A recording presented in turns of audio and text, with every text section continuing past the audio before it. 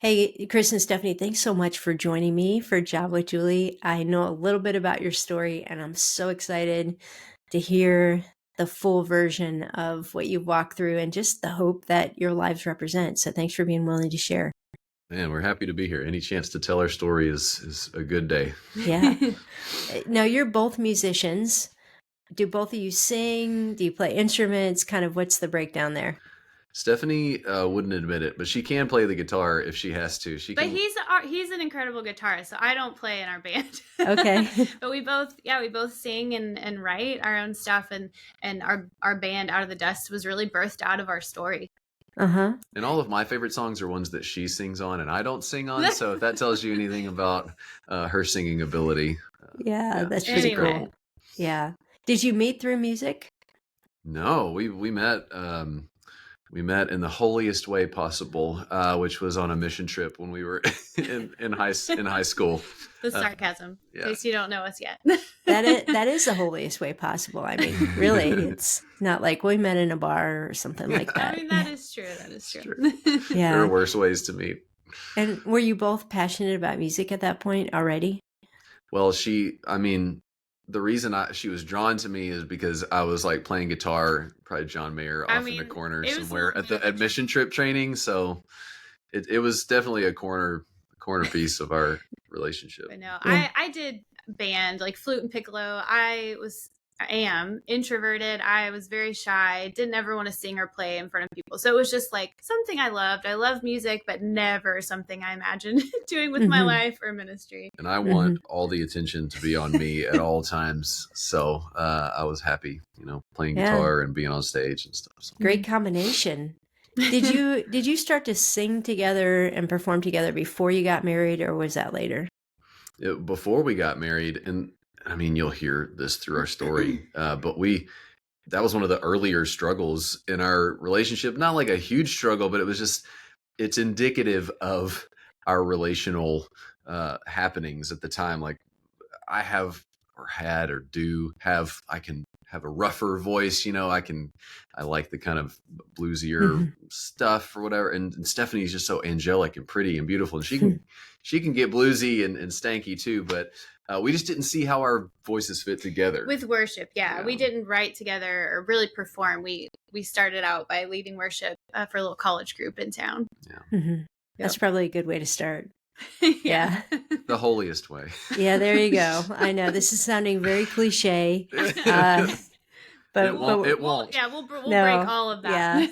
Yeah. So you got married, high school sweethearts, shared love for music. When did things start to get really interesting?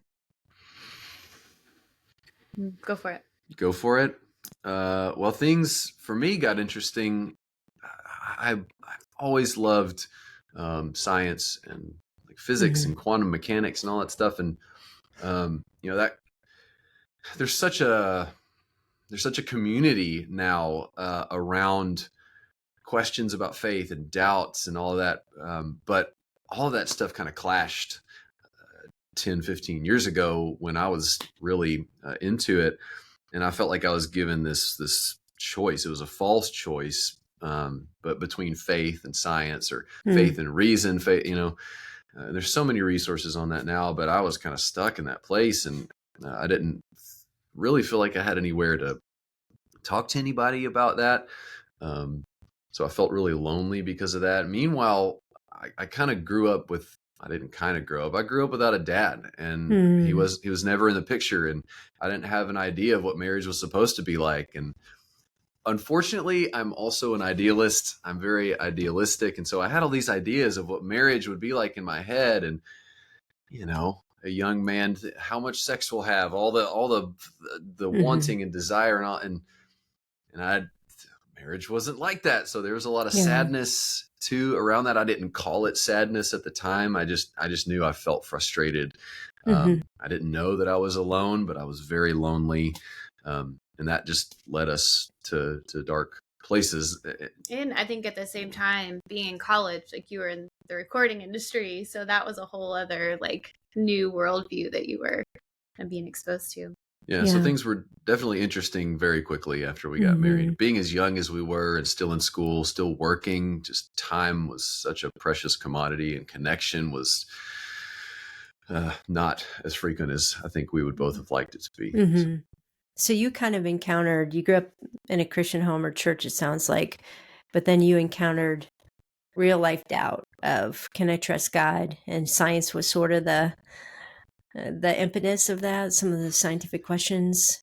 But yeah, then, mm-hmm, yeah, exactly. I'm mm-hmm, just curious. I'm yeah, curious, and I'm honest with myself at least about that. I just didn't feel like I could be honest with anybody yeah, else. I felt so much shame mm, and loneliness in that. mm-hmm. Shame because of what? I thought if people knew what I'm watching, because it was almost like science was bad. I mean, there's Yeah, still some streams of that, in politics and in faith, and so I felt shame. Like, I don't know if they knew mm-hmm, that what I was watching about black holes and quantum and mm-hmm, physics and evolution or mm-hmm, whatever, that they wouldn't love me. I wouldn't be mm, enough for them. yeah. Intellectual porn, huh? Yeah, truthfully, Yeah. yeah, Uh-huh. 100%. That's a great way But to say it. those bred out of true questions. And then at the same time, you're experiencing some disillusionment of what you thought God would give you in marriage, which a lot of married men and women both go through. So that sounds like kind of a perfect storm. And you've mentioned feeling alone often, that you were alone in all that. That's a hard place to be. Yeah, I think so many people are there and they don't even know it. It's just like I Mm-hmm. was, just very Mm-hmm. alone, but don't even know to call it loneliness. I Well, mean, because you're surrounded by people. Like we were very involved in church, and our families all in town, being from the area, where we live around Nashville. And so I think it's easy to convince yourself that you're not alone Yeah. when you're around people. Mm-hmm. Stephanie, to what extent were you aware of what Chris was wrestling with?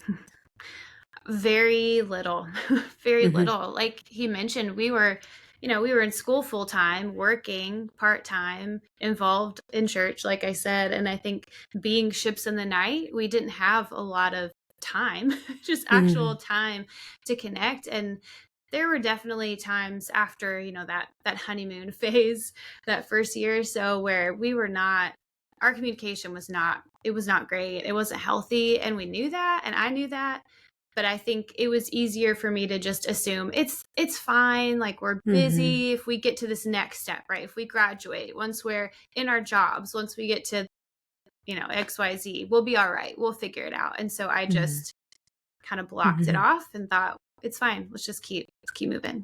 Yeah. Did you know he was experiencing like doubts and questions about God and science?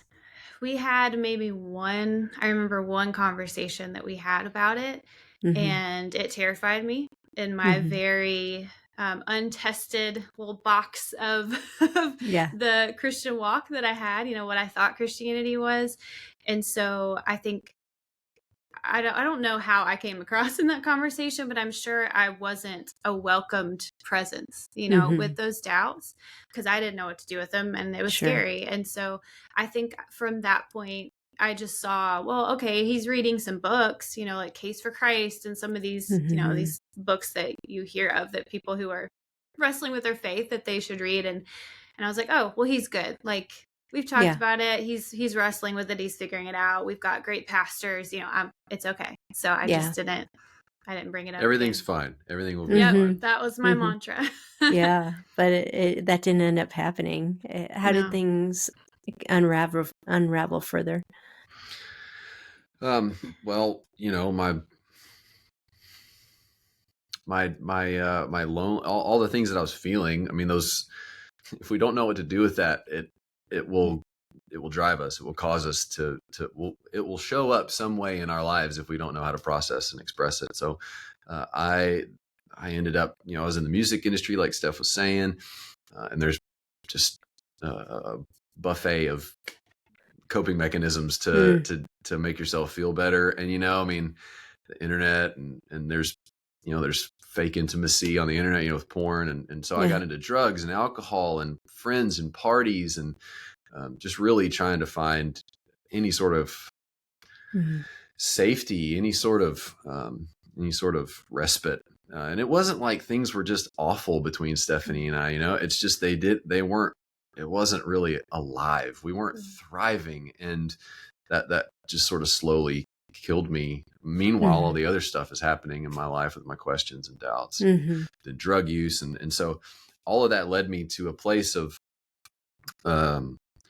really just feeling like I didn't have any other option or anywhere else to go. No example that like, hey, things can get better.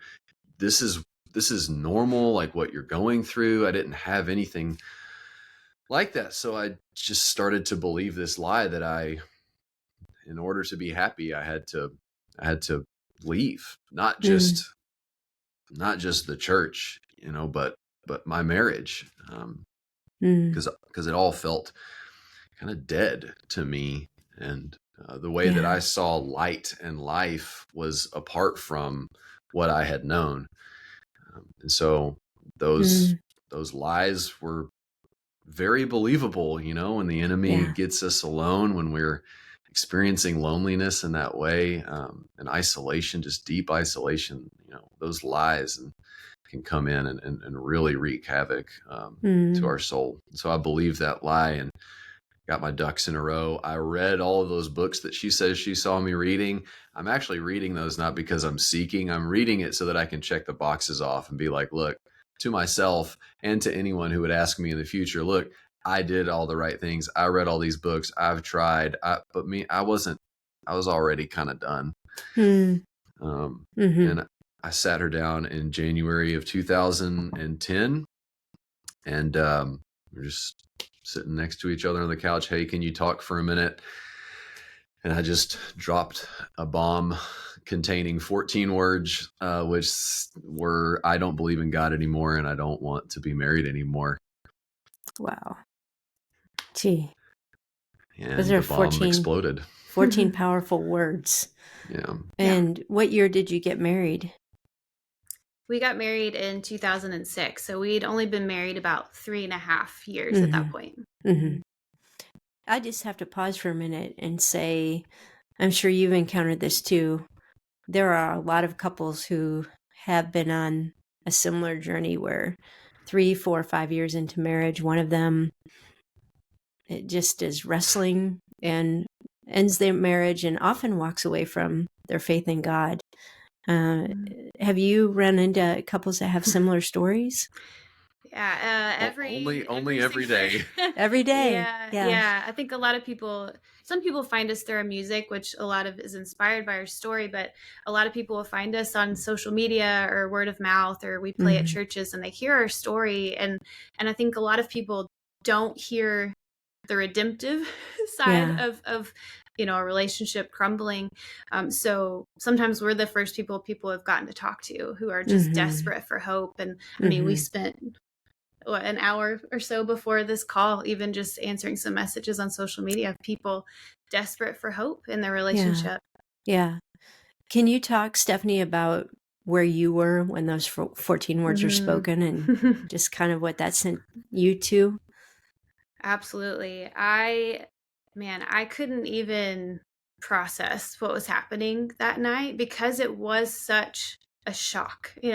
Words that I'd never expected to come out of my husband's mouth.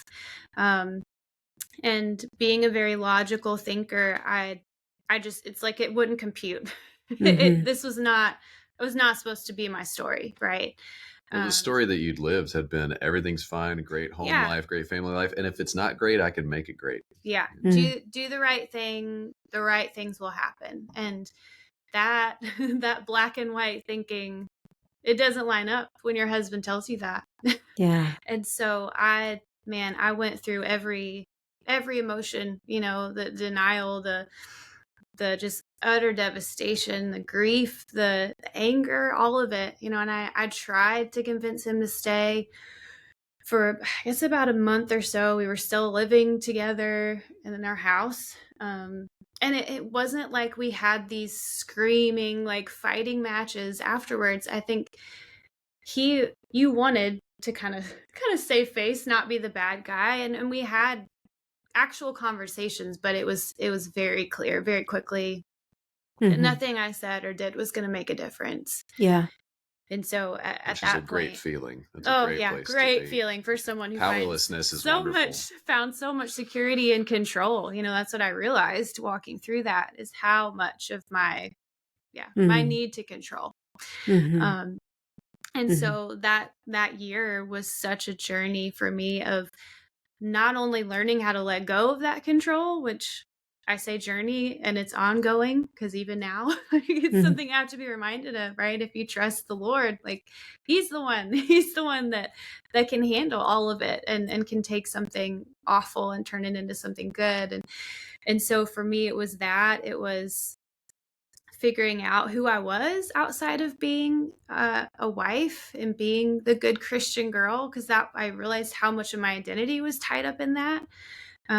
And also, I think the biggest thing that I'm so grateful, I can say I'm so grateful that I walked through everything we walked through, is because it showed me my sin that I was too blind. I was so prideful and felt like I was this good Christian girl who, this wasn't my fault, right? Like I didn't ask for the divorce. I didn't do anything to cause this. And God very graciously used that season in my life to show me that my sin is just as ugly, right? It was just in my heart, just that pride and self-righteousness. And he had a lot of work to do in changing my heart that I wouldn't have known or been aware of or known of my need for him and his grace had I not walked through it. Yeah. And again, I hear that kind of story all the time where it's never something you would have asked for or wished on a friend, but God redeems it in some way of teaching you about himself and about yourself. What did that feel like? You mentioned a little bit, but what did it feel like to be in your early mid-20s as a Christian girl and to wear that new title of divorced? I think especially in the church, it comes with a lot of shame. I didn't know how to tell people or what to tell people. Thankfully, I was and am still a part of a really great community. Our family is here, our church is here, and they were so supportive. And I don't know how people walk through anything difficult without having that support of people who are going to hold you up when you can't on your own. So I didn't necessarily feel that shame from my community, but as far as, at my work, I didn't tell anybody. I was a teacher at the time. I didn't tell anybody for months because I just didn't even know how to talk about it. And I think just that idea of, oh, you're divorced, it makes people automatically think, oh, well, what was your part in it? It would make me feel like they're looking at me like I did something wrong. Like I couldn't keep my husband. Like I couldn't fix it. So there's a lot of shame.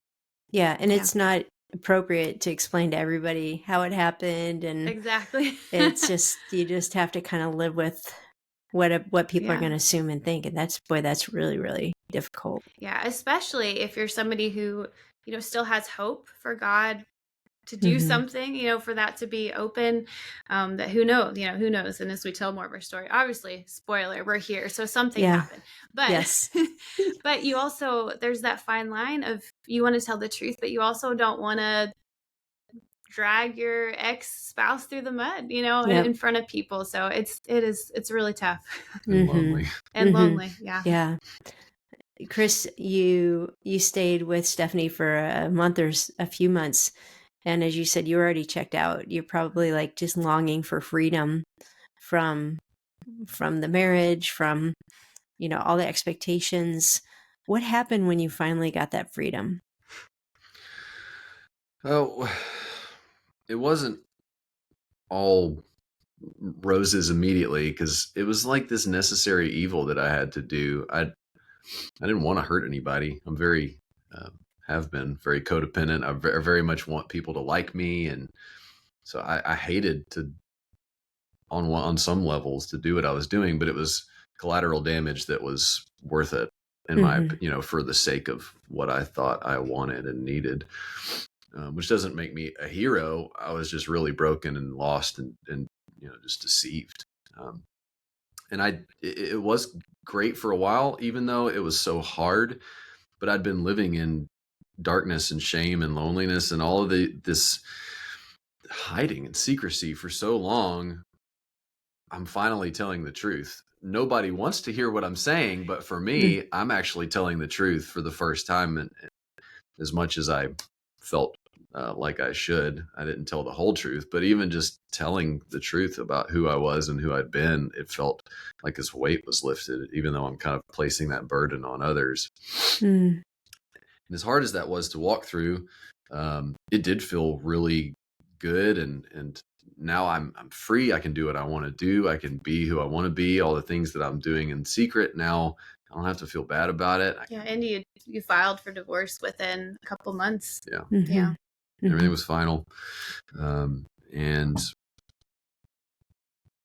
yeah, that's just not how the universe works. I was actually just diving deeper and deeper into my own isolation of my own heart, and not facing the things that I was actually feeling. Mm-hmm. I just kind of pushed everything away and hoped that the baggage wouldn't come with me. Mm. I got into new relationships. I found,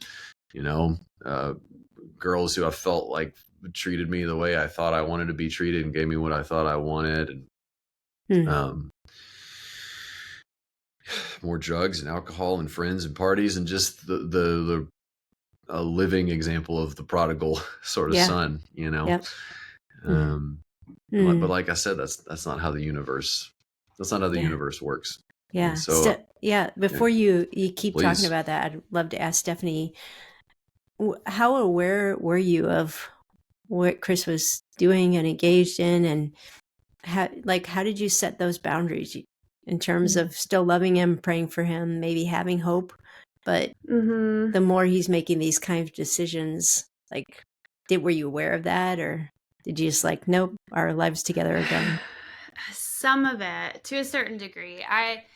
The world of social media, for a while, I could see, the pictures he was tagged in and the people he was with, and I knew it wasn't good. So I very quickly set the boundary for myself to not look at that stuff anymore, take them off my feeds and all of that. We texted a little bit at first, but once the divorce was final, and a little bit before even, we just emailed, because it's too painful. Yeah. It was too painful to continually have conversations, even if it's just over we have to pay the electric bill, your name's still on it, all those little things, which are painful in and of themselves, right? It's like little daggers every time. But it was the other conversations. It was too much. So, I think I didn't fully know about all of the drug use and alcohol. I knew a little bit. I thought even before he dropped the bomb on me, he had admitted one time to being involved with some friends after work. And so I think I just thought, well, it's just once every, however often. But even then, even while we were separated, I didn't really know the full truth. But the holding on to hope thing, I think, is the hardest thing to quantify and to explain, because I did have hope for I think a long time. Even up until even signing the divorce papers. I had watched a really close friend go through something similar a year before, very similar situation. They were both believers, and he left. And I watched how hard the process was for her, and her trying to fight for him. And I just felt God give me this peace about signing. It was like, I didn't hear it audibly, but it was like him saying, I'm not tied to what signatures on a piece of paper say, So I felt a peace about, I said everything to Chris I wanted to say, what my desires were, but that I was gonna sign because that's what he wanted. So I was gonna give that to him. But at some point, I think it was along the lines of when that letting go happened. Again, it's not really a moment I can say I had this crazy one night where I knew, and crying, all the things. It was just very much a ongoing process for me. But somewhere along that line of when I'm learning what it means to let go and trust God with my future, whether Chris is in it or not. Because I think I did get to a point, several months after the divorce, I didn't think that Chris was going to be a part of my story anymore.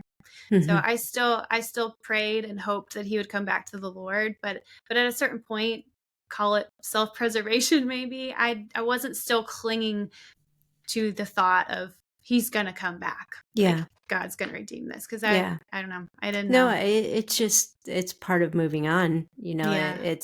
and that's a hard thing, because when you're dating, engaged, married, all your effort is, how do we become one? How do we serve each other? How do I love my spouse well?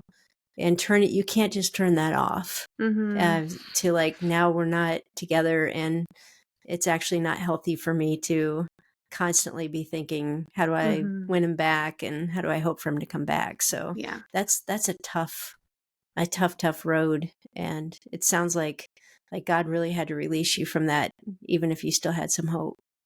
Yeah, definitely. Yeah. All right, Chris. So you're the prodigal son. When did you start eating the pig food? Yeah, well, I mean, I don't have to tell you or the audience, anyone listening, that, like I said, the universe doesn't work that way. We desperately want it to. We really want to be able to control our lives and be enough for ourselves and make the things that we've found work for us. But it didn't. And I got into a relationship, and the way that it ended, it both exploded and imploded. And it's a much longer story, but there was an event around a relationship that I was in that sort of, it just pulled the veil off of my eyes. And everybody has different rock bottoms, and comparing them is not helpful or fruitful, but suffice it to say, I did hit sort of that rock bottom moment where I all the things that I'd been trying to push away and keep at bay, and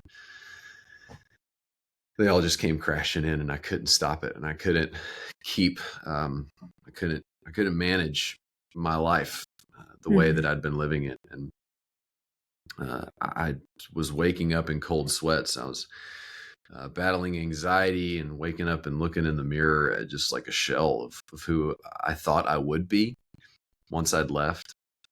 And in a kind of crazy turn of events,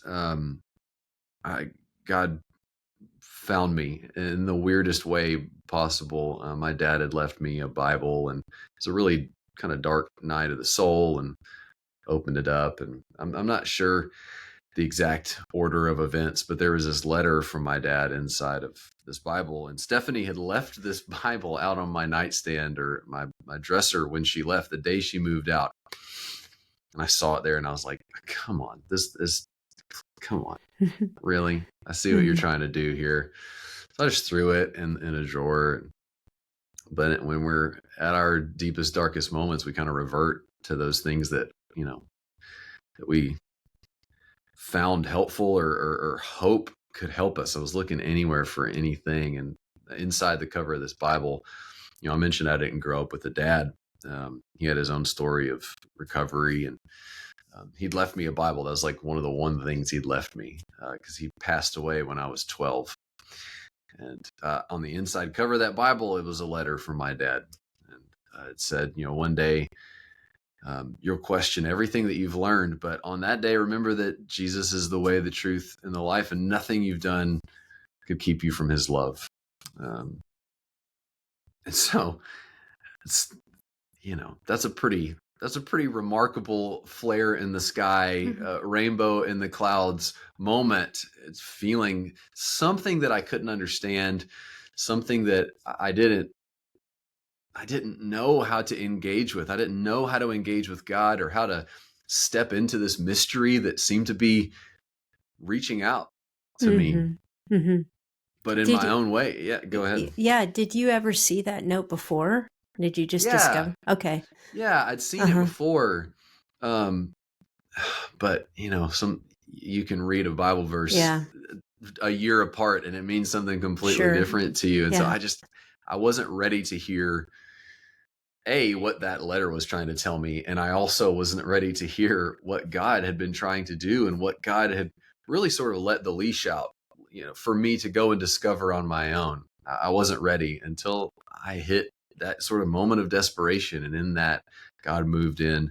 Mm. I just started being honest. My life up till then had been sort of this bifurcated, duplicitous existence where this group knows this person and this group knows this person, and there's also the real me, which is somewhere in the middle. And I just started being honest about that, not only to myself but with God through prayer. In the Psalms we find these like brutal prayers of honesty and anger and indictment against God, and my life and my prayers started to look like that, and things would jump off the page at me from scripture, like I just mentioned, things that I'd read before, but here they are just speaking new life into my heart.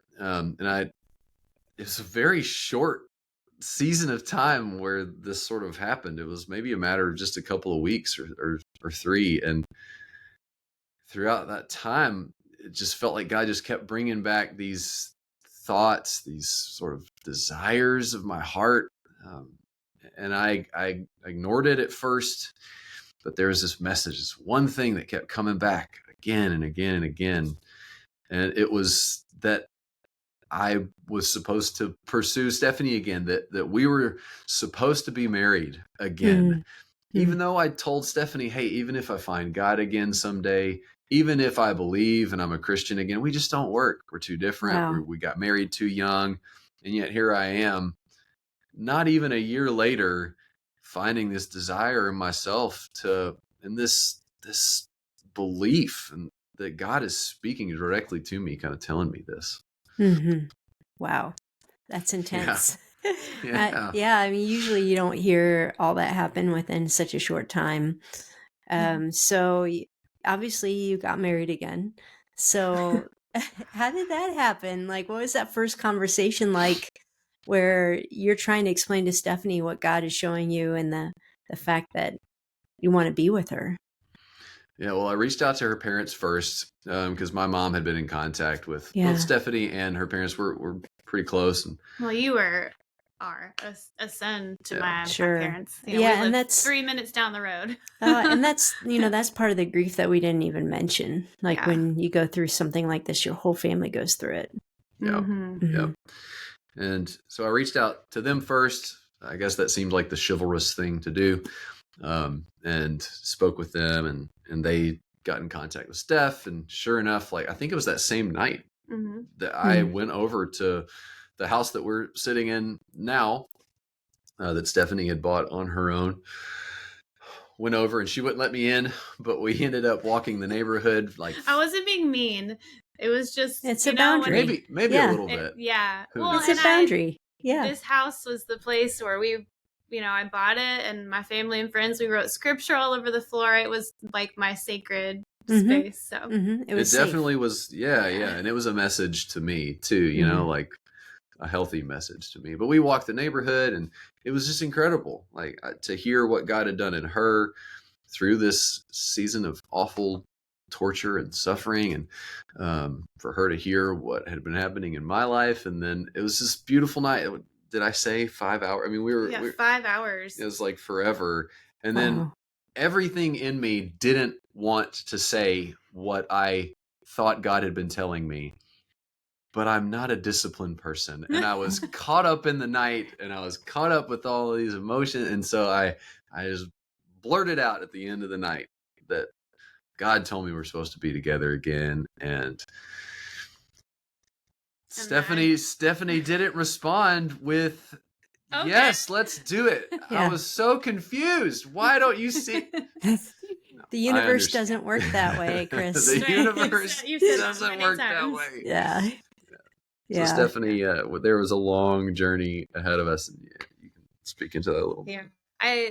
Anybody who's gone through any sort of betrayal or abandonment, you know that trust takes time. Yeah. And even though I had forgiven him, like that is something that you can choose to do, and we're called to do if you believe what the Bible says. And I had forgiven him, but I needed time. I needed time to know that the change that I saw, because I saw this authenticity, this vulnerability in him that night that I'd never seen before. You know, I saw Jesus like in him and in our interactions, and I believed him, but I needed to know that that change wasn't about me, that was about him and the Lord, and it was fresh still at that point. So we decided to take a few months just separately pursuing what the Lord had for us, and I needed to hear a message just like he did to be Yes, convinced, for sure. because you know I believed that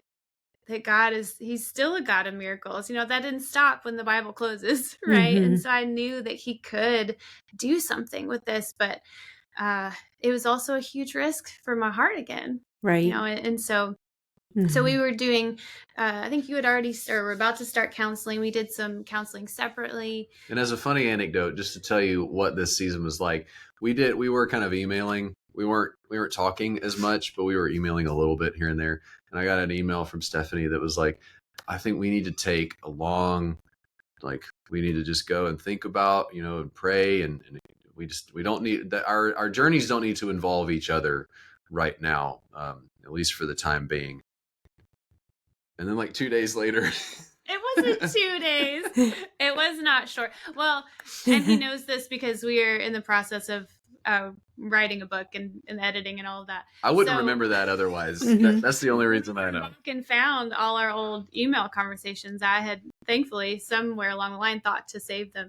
But anyway, I needed to see the evidence. Like I didn't want us to be in conversation all the time or pursuing a relationship. I wanted to know what he was learning. I wanted to know what the Lord was revealing to him. So we still did, for the most part, take a few months. Yeah. It was funny though. But we, you know, we were asking, involving our community, which we didn't do before. You know, we did so much alone the first time. We were surrounded by people, but nobody really truly knew us. And so, you know, our pastors knew what was going on, our family and friends, so everybody could be praying on our behalf. And God's heart is for restoration, for reconciliation, for wholeness, completeness, shalom, right? Like in the world, like that's what he wants in us and for us to give to the world. And we knew that. And God all along that path is broken and is 2 steps forward, 3 steps back as it was. Like God just continued to give us what we needed when we needed it to continue down this path. And it wasn't easy. But at a certain point, we started, we did do counseling separately, and then we came together with the same counselor and him along with our community and family and pastors and friends. I mean, we didn't like send out a survey or anything, but like it just sort of seemed, you know, like we were all just sort of praying together and seeking the Lord. And our counselor said, hey, I think if this is the path, I think God has allowed you to go through this trial and through this journey. And you're as ready as you can be to step into something new. Yeah. Boy, I love that you said, Steph, too, that you needed to know that the change was about Chris and God, that it wasn't that he changed his mind about you, but he was really becoming like Christ. He was a new man. And that does take time because your emotions can change within a month or two. Yeah. Clearly. And I talk to guys like I talk to guys a lot and we just go into this kind of fix it mode, you know, like we want action, we want results, we want to fix it.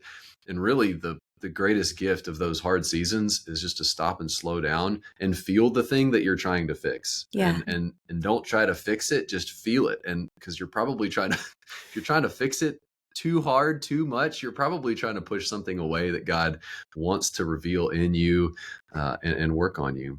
That's a good word. You guys, I mean, your redemption story is beautiful. The reality is that the majority of people that you talk to who are walking through what you walk through aren't going to reconcile. Like we pray and hope for more, but it really did take a complete change of heart. And not everybody that walks away from the Lord or walks away from their marriage is going to have that change of heart. Can you talk to that individual, to the man or woman who they're like, yeah, I had your same story, but it didn't have the happy ending? Because we meet so many folks with that story, just transparently, I think when we first started this ministry, it was just like we had this hopeful, youthful naivety, and life tempers that. Yeah. And but we do more than anything. My favorite kinds of messages or stories that we get are people who do reach out to us like that. Maybe it's not even a marriage story. Maybe it's something completely different, or maybe their marriage didn't work out, but through like they just see the thread of hope throughout all humanity in every story, because God is not the author of one singular good ending, right? Like God is the author of many good endings. I wish I'd come up with that, but I didn't. But it is true that God has so many different ways to write and rewrite our stories, and to interject himself into the suffering, into the brokenness of the world and of our lives, and make something beautiful. And that is our banner. We say all the time, and she probably was about to say it, that we say that God, the best thing that God did in our lives wasn't restore our marriage, is that he restored us. He grew us through suffering, through the trial, and then we were ready to be remarried. But the truest blessing and gift was that God found and redeemed and restored and grew us as individuals through that story of suffering and brokenness. Yeah, we say all the time, like he doesn't waste anything. He doesn't waste our suffering and our trials and those seasons of waiting. There is no waste in God's economy. He's That not doesn't gonna mean it's waste easy, it. It does not mean it's easy. but it's not wasted. Yeah.